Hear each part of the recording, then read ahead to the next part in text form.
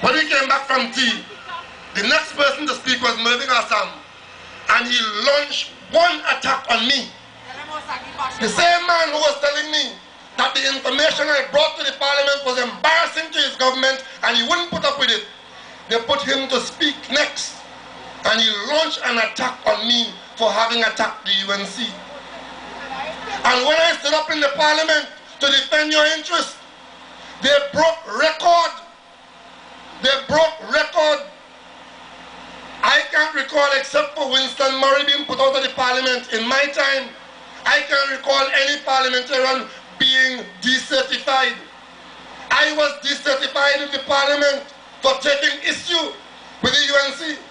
Most of them still there now, wanting to come into government, and come into government on the plan that all they have to say is a mantra,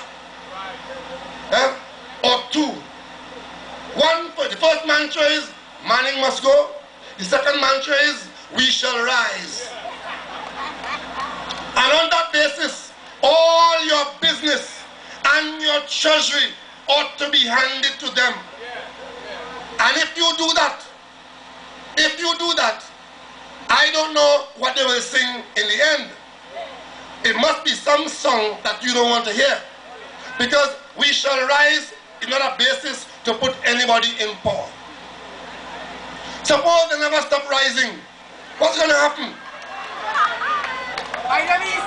What's going to happen?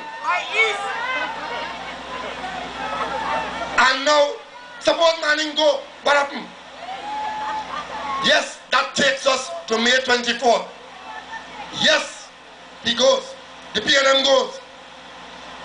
That is not an election campaign. Yes, we know how you feel about Manning. Yes, we know you want to rise. We want to know what you will do with our country if you get into office. We want to know what you will commit to for our young people in Richplain. We want to know what you will commit to for health and education. And we want to know what are your views on a whole set of matters. And when you tell us that, you can make a comparison between a PNM government and a possible UNC alphabet soup. Without that information, we can't make a comparison. We are rejecting out of hand any idea that the PNM is one man, that the PNM is about one man. Because if we do that, all the human failings of one man will replace all the strengths of the PNM's institution. Any person who finds him or herself in a situation that we find ourselves now, and having to account for the problems of the last 2 years, for UDCOT, for Calder, for whatever else, that can be dealt with at the personal level, at the level of government institutions. The recommendations of the Off Commission of Inquiry, the government needs to commit to that, to implement. I read those recommendations, and all 91, every single one requires to be implemented. And what that will do, it will give us value for the money we spent. The state spent a lot of millions of dollars on that inquiry.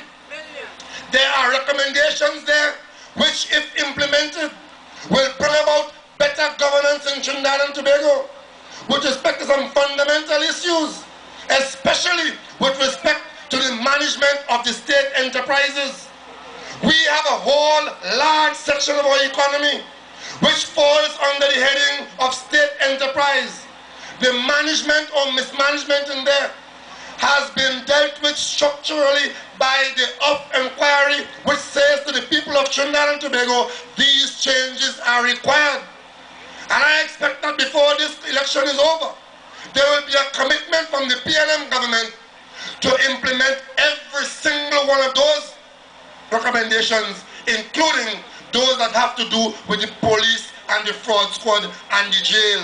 All of them. And I can speak with authority on that because I had to go there as a witness out of public spiritedness. And I paid for my entrance there. I paid out of my pocket to have that report prepared in the way it was prepared. with the complete information available to us. So when I come to you as a candidate, I don't only talk, I walk the talk. And I walk it on your behalf. And I pay for it myself if I have to. So tonight, when I ask you to support me on a PNM ticket, when I come back to you as the PNM I was before, it's on the strength that this is not a one-man show. This is an organization involving tens of thousands of persons. We meet regularly. We are democratic on paper. We need to get more democratic as the years go by. We need to make changes. We need to be reformed. We need to be modernized. But we need to remain the people's national movement. And with your support, 2010 will bring about a positive result in the Romartin West for the PNM. We go forward. We go forward to the Parliament. We will see what happens there. But you will rest assured that you have voted for a sound political party able to cope with good times and bad. Committed to you under all circumstances, representing you in the form of a candidate who today happens to be one of the most experienced parliamentarians in the country. I will be honest with you, and I will tell you that in recent times, I have considered not running for elections again. And as I had said, if I had been proven to be only crying wolf about UDCOT, and there was no grounds for concern, I was fully prepared to resign my seat and walk away from public life if UDCOT was found not to be a problem. Now I don't have that commitment because it is a problem. One that has to be fixed, and fixed in a way to ensure that there's no repetition of that.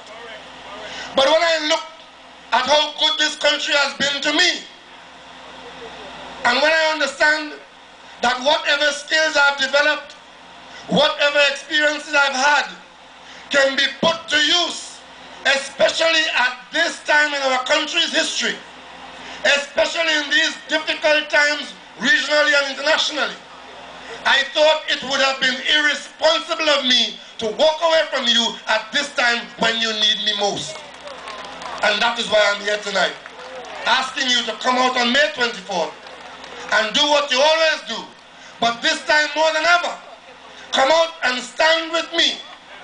Stand in support of what I represent. Stand in support of what you want to represent. And vote solidly on May 24th. Every adult in Richplain, come out and vote solidly. Put your X by the Balize and vote for Keith Christopher Rowley. And I trust that you will stand with me. Thank you.